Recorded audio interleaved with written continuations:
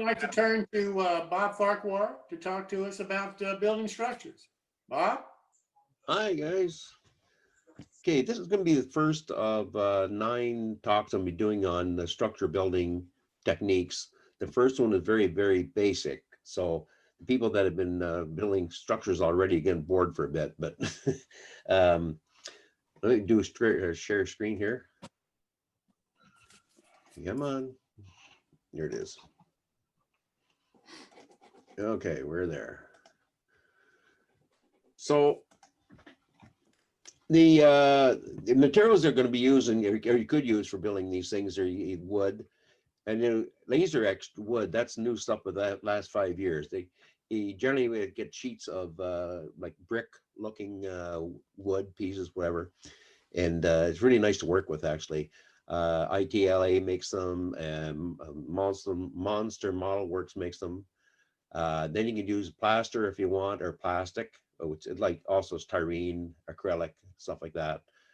And you use resins. There's little tricks to them.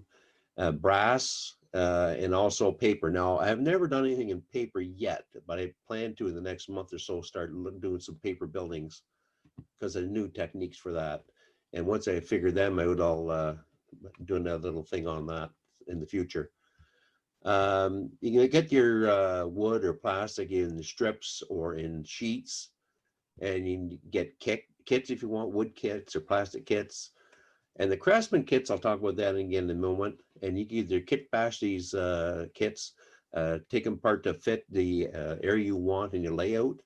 And then, of course, the scratch building.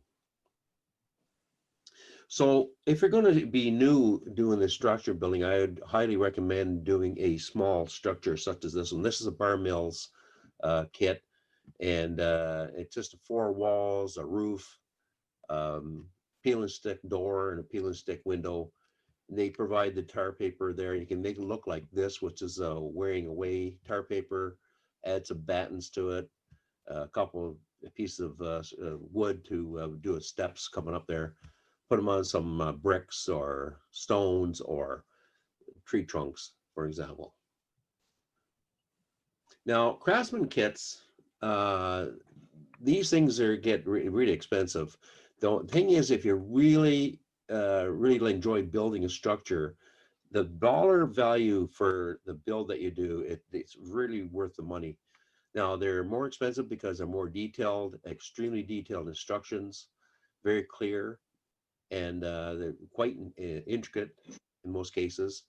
And just take your time and building these things. I've been building, if you're not doing structures before, I do a few small ones before you start getting to the Craftsman kits. This particular one is Fine Scale Miniatures, Abrams Bakery. And and then this is an example of the laser etched wood. These red pieces are all brick in these sections here. And they come in either in a kit, and or if you buy the wall sections. This part in here would be a 4-story wall section right in here. Then it comes over these little pilasters on the side here to cover up the joints, and also these pieces in here, separate pieces to cover up the joints between each of the floors. And to add another 2 floors in this particular case, he just took one of these 4-story pieces and cut it in half. This is for plastic. This is evergreen siding in here, board and batten siding, and also I used for the base of this roof, I used plastic or styrene from the side of a city bus, the advertising sign. They're 8 foot long by 3 foot high, and they're 60 thou plastic, and they're free to get. And most of them most bus companies have to pay to get rid of the plastic, so they're happy to get rid of it. So I'm happy to take them too. And if you're getting into plaster kits, then you got to pay attention if you haven't been into these very much. This particular building is a good one for. There's a stone face on this one, but a brick side to this wall here, and also clapboard siding. This is all plaster, and you'll get a seam all the way down through here, but that's been normal, that type of building, if you looked at one in real life. But if you get a plaster kit that has brick front and the brick siding, you will get that seam showing. So you'd have to get some plaster and actually fill in the little gap in there, and then carve, when it dries, carve in the bricks, the rows of the bricks or whatever, to make it look better. Otherwise, it's very, very noticeable. And this is an example for a resin kit. This one has been finished since then, but this is from Arkansas Models. They're an old company. I don't think they're around anymore. This is a toad suck canning factory. And this is all resin. And I've always wanted one of these, and I saw it on, got it on eBay, really, really cheap. And that should have warned me right away, because none of the walls were usable. I ended up throwing all the walls in the garbage and scratch build the rest of this thing. And the reason was the walls were like a quarter of an inch thick in resin, and so one end of the wall and the other end would be paper thin, and it varied, from the length of the wall.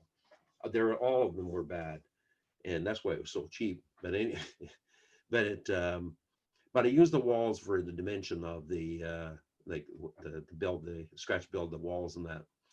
And so you have to watch on the red one. If you get there an older one, you got to really, really be careful. They also may warp, but it's easy to put them in an oven for about 150 degrees for about 10-15 minutes. But don't put them on top of the food. I don't know, wives don't care for that. And brass, I wouldn't start with brass for a while. I wouldn't get your experience on doing some other models first.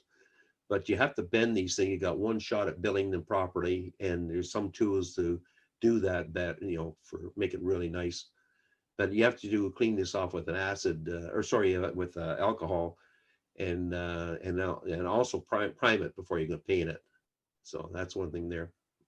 Now, you may see something like this, you want to do it on the lathe, and think, oh my goodness, I can't do that. Well, guess what? You can. This one here is a square building, flat roof. There's a bit of a pipe, little details up and through here. There's another square unit on the roof, another tube, and you do a piece of wood colored in gray with a little bit of sports on through here, and so on and so on. You do so this things like there's little pieces in here to put together and make it the whole thing into a full, quite nice looking model. And a French this long in here, you just use the wedding veil, which is called tulle, and you just do some brass wire and solder these posts and so on into a upper rail, and you just see the tulle onto that and give it a spray paint, and you get some real nice fencing. So that's where I am right now. So thank you.